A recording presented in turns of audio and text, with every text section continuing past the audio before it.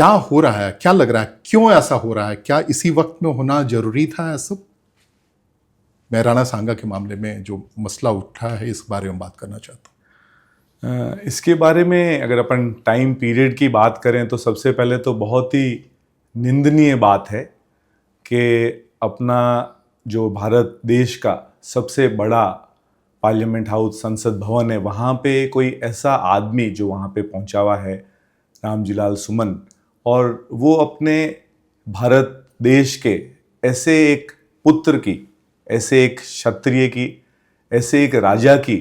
बात कर रहे हैं जिसने सिर्फ ना अपने राज्य के लिए या अपने परिवार से, मैं अगर चालू करूं तो ना सिर्फ अपने परिवार के लिए या अपने राज्य के लिए, उन्होंने पूरे लगभग भारत वर्ष के लिए उन्होंने भारत, नॉर्थ उत्तरी भारत के सारे राजाओं को एक साथ में लेके पहली बार, और ये बात है लगभग अपन 600-700 पहले साल की बात कर रहे हैं कि जहाँ पे वो भारत देश को यूनाइट कर सकते थे। उस टाइम वो अपन एक साथ में लेके आ सकते थे। और उन्होंने किसके लिए ये लड़ाई लड़ी? ये उन्होंने अपनी बहन बेटियों के लिए, अपनी इज्जत, अपनी गौ माताओं के लिए, अपने जो क्षत्रिय समाज और जो अपना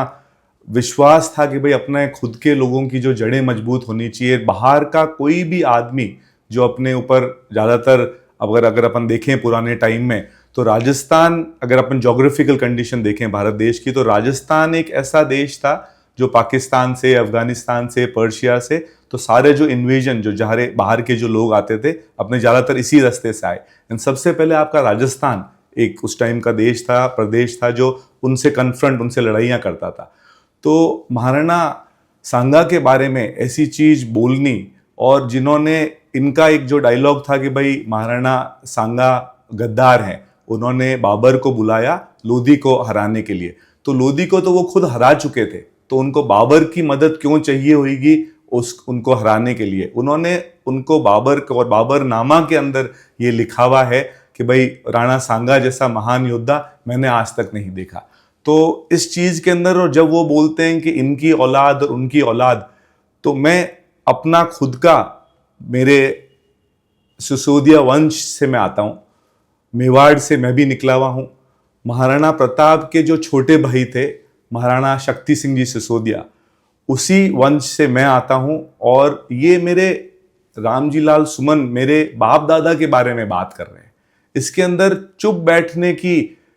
मैं बैठ नहीं सकता। ये मेरी पार्टी की बात नहीं है, ये बीजेपी की बात नहीं है, कांग्रेस की बात नहीं है, समाजवादी जनता की पार्टी नहीं है, इनकी किसी भी पार्टी की बात नहीं है। ये बात है मेरे बाप दादाओं के ऊपर ये उंगलियां उठा रहे हैं और ये बोल रहे हैं कि ये लोग गद्दार हैं। अगर मैं ये कहना चाहता हूं कि हमारे बाप दादा, और जिसमें मैं सिर्फ राजपूत एक समाज के ऊपर नहीं बात करता, इसके अंदर मैं बात करना चाहता हूं कि जब महाराणा सांगा के भी, उनके जो सेनापति थे वो मुसलमान थे, महाराणा प्रताप के भी जो सेनापति थे वो भी मुसलमान थे। और अगर वो सब सारा 36 कौम, अगर उस टाइम में बाहर वाले लोग जो आके सिर्फ अपनी बहन बेटियों की इज्जत लूटते, अपने सारे मंदिर तोड़ते, अपने सारा सनातन धर्म को खत्म कर देते, और अपन को फोर्सफुली, जबरदस्ती अगर वो कन्वर्जन करते मुस्लिम उसके अंदर, तो उसके अंदर अपना क्या बच जाता। और जिन लोगों ने, महाराणा सांगा जैसे आदमी ने, वैसे खूब सारे जो अपने लड़ाके थे उस टाइम के जो राजा थे, उन लोगों ने इस भारत वर्ष की जो नींव है और जो चार दीवारी है, जिसके अंदर अपन आज सब रामजी लाल का भी परिवार और ऐसे लाखों करोड़ों सारे के सारे 36 कौम के लोग आज इस प्रदेश के अंदर सुखी हैं, और अपने इस लोकतांत्रिक, पूरी दुनिया का सबसे बड़ा जो लोकतंत्र देश है उसका अपन आनंद ले पा रहे हैं, तो ये सिर्फ और सिर्फ उनके त्याग और समर्पण की वजह से।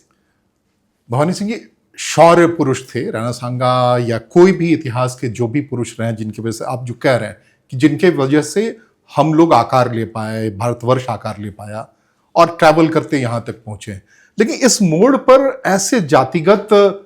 आइडेंटिटी के लिए ऐसा हो रहा है, ऐसा लग रहा है आपको कि कोई पार्टी पॉलिटिक्स है, किसी जाति को खुश करने की बात है, इसलिए नायकों को जाति और खांचे में बांटा जा रहा है? इस चीज के अंदर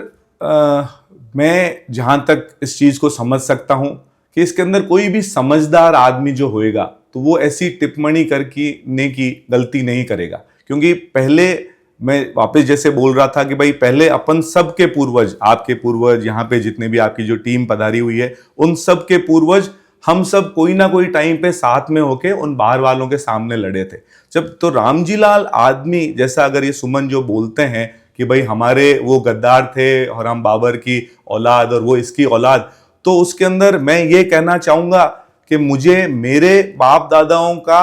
औलाद होने का पूरा गर्व है।